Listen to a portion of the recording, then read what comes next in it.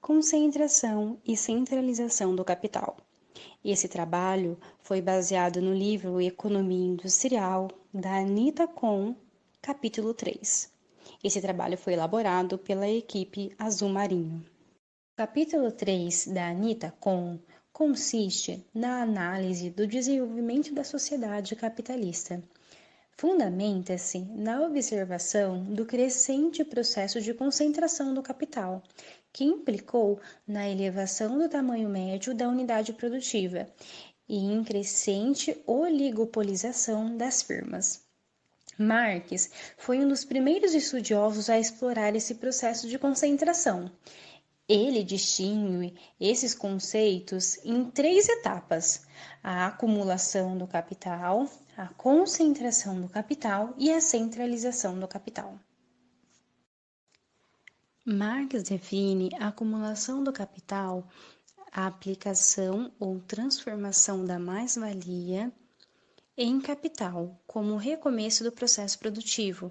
A mais-valia se origina do capital através do processo de produção.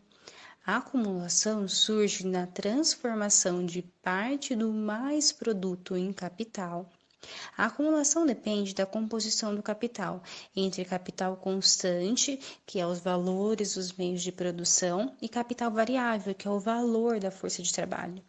E quanto maior a parte destinada ao capital constante, maior a parcela destinada à acumulação.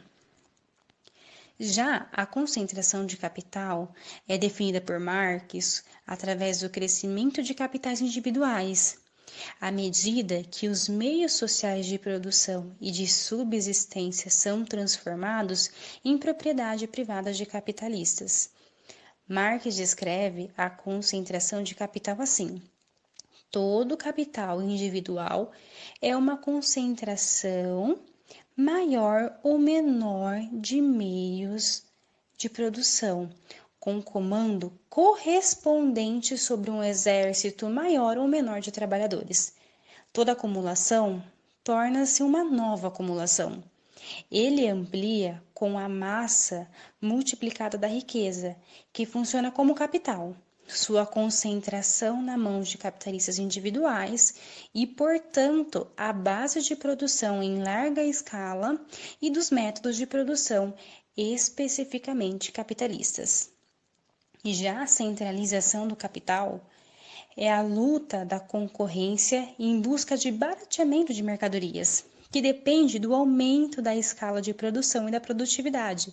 Assim, pressupõe um tamanho mínimo do capital individual, onde os capitalistas maiores têm vantagem sobre os capitalistas menores, fazendo com que deixe de existir competidores.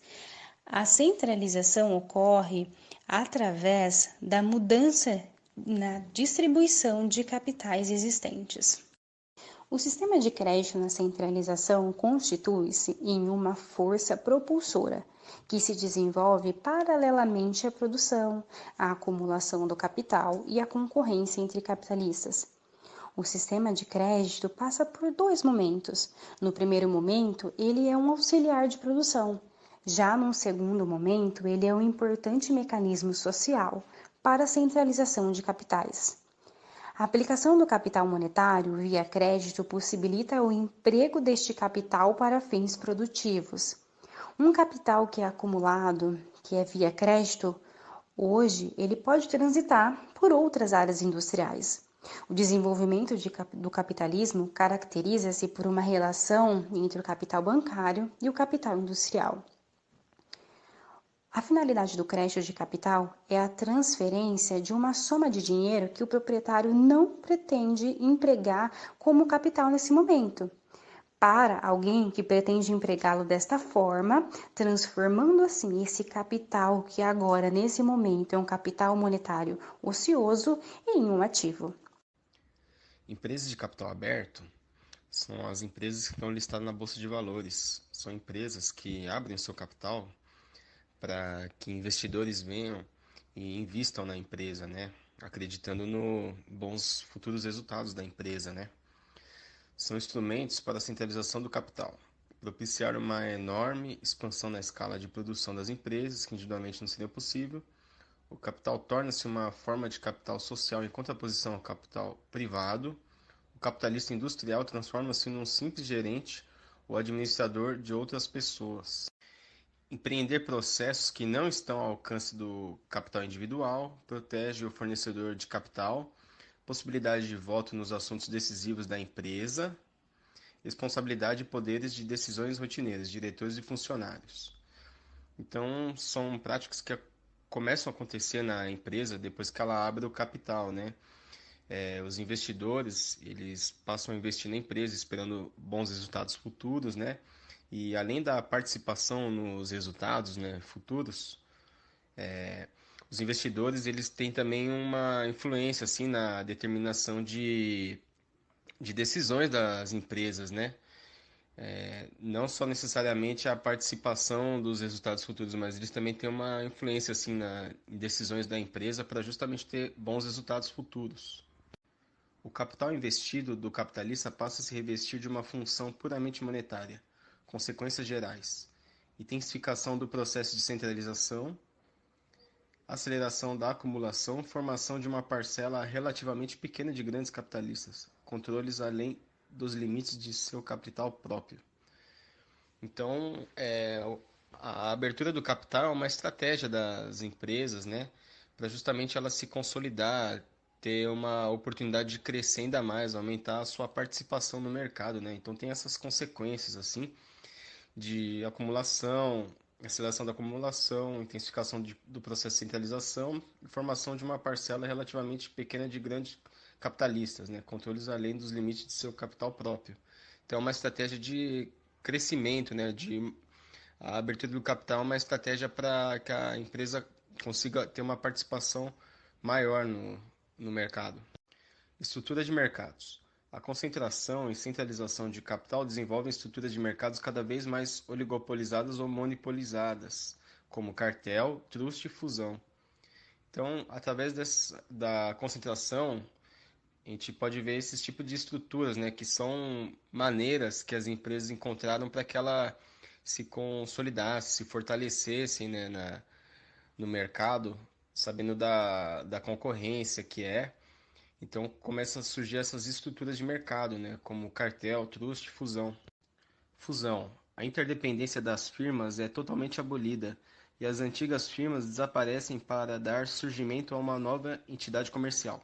Razões: iminência de falência, obrigações tributárias, desvantagens técnicas e desvantagens administrativas. Então, a fusão é uma estratégia de empresas que se juntam com o propósito de crescerem, né? De ser uma empresa mais solidificada, com mais força, com mais estrutura para ser competitiva no mercado. É uma estratégia para poder se consolidar, se fortalecer ainda mais no mercado. O cartel baseia-se em um acordo entre empresas rivais para ação comum dos negócios, a fim de dominar o mercado e estabelecer comportamentos de controles mais rígidos sobre o preço. Os membros do cartel mantêm independência financeira. Então, cartéis são empresas de um mesmo ramo que mantêm uma autonomia administrativa e eles fazem como se fosse uma fatia do mercado, assim, para que eles formem o mesmo preço e se fortaleçam perante aquele mercado, né? Consigam estar um passo acima dos demais, né? O trust é resultado de luta em que o mais fraco renuncia à independência econômica. O trust são grupos econômicos que absorvem aqueles menores, né? As empresas maiores absorvem aqueles menores. Depois disso, eles negociam com as empresas que ficaram, que se consolidaram naquele mercado, para que eles dominem, fiquem ainda mais fortes. Então, é uma estratégia onde empresas grandes começam a adquirir aquelas menores e com isso vão se fortalecendo e aquelas que ficam no mercado, elas se comunicam para que ela tenha um domínio ainda maior daquele mercado. Importante ressaltar que trust e cartel são práticas que muitas nações procuram combater, né? Por conta dela nos trazer uma concorrência desleal, né? Só que muitos países não conseguem fiscalizar exatamente combater exatamente, né, esse tipo de prática. A concentração industrial é visualizada como um dos determinantes estruturais mais relevantes da competição. As teorias neoclássicas, estabelecendo um conjunto de suposições restritivas, sugerem que uma indústria mais concentrada, isto é, constituída por um número pequeno de grandes firmas, prejudica a competição, pelo fato de que essas são encorajadas a agirem de forma interdependente no que se refere à tomada de decisões sobre preços, produção e assuntos correlatos. A concentração pode ser uma concentração global, no que se refere à detenção de uma grande parcela da produção ou das vendas da economia como um todo, ou uma concentração de mercado, que se relaciona à parcela de mercado abrangida por um número relativamente pequeno de firmas em uma indústria ou em um mercado individual. Essa concentração de mercado possui diferentes abordagens que se destacam a conhecida como clássica, que visa caracterizar a aparência do mercado, se refere a um monopólio, oligopólio ou concorrência perfeita. Entretanto, esse modelo peca por ser estático. E uma outra abordagem é a abordagem dinâmica, que não apenas descreve a estrutura e a organização do mercado, mas como essa estrutura se transforma, evolui e se consolida a partir das ações do meio ambiente e da própria estrutura de mercado. As mudanças dos níveis de concentração resultam da ocorrência de fusões, induzem mudanças do poder dos produtores individuais, afetam as condições de entrada de novas firmas naquele mercado, levam a alterações nas políticas estratégicas das firmas líderes, alterações das economias de escala das firmas e no tamanho e crescimento do mercado.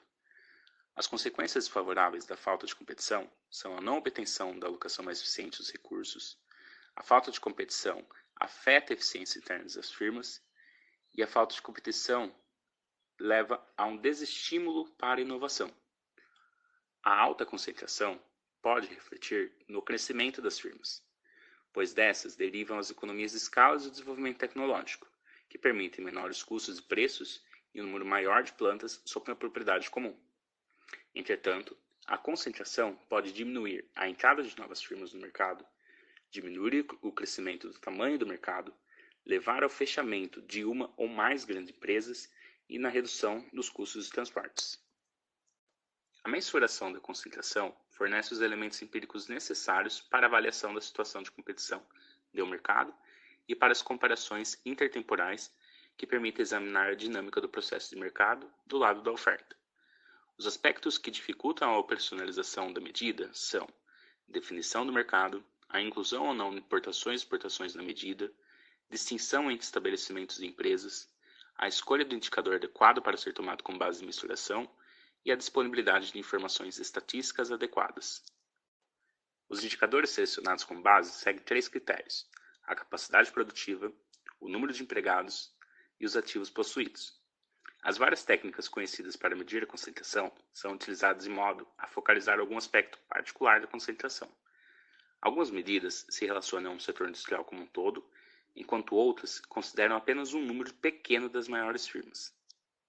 Entre as medidas mais utilizadas estão a relação de concentração, que mede a proporção representada por um número fixo das maiores firmas da indústria em relação ao total da indústria, o índice de Hirschman-Hurtado, define-se pela soma dos quadrados da participação de cada firma em relação ao tamanho total da indústria e leva em conta todas as firmas da indústria.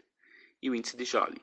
Essa medida considera o tamanho absoluto de cada uma das unidades incluídas na indústria e também considera todas as firmas da indústria. Outras medidas utilizadas também são o índice de entropia de Tyrrell. O índice de entropia pode ser interpretado como uma medida inversa de concentração utilizada para determinar o grau de incerteza de um mercado, no sentido de que, quanto maior o número de concorrentes, maior é a incerteza de uma firma manter um cliente, e o coeficiente de Gini, que corresponde a uma medida da extensão em que firmas em uma indústria são desiguais em tamanho, mais frequentemente aplicado à renda, à propriedade fundiária e à oligopolização da indústria.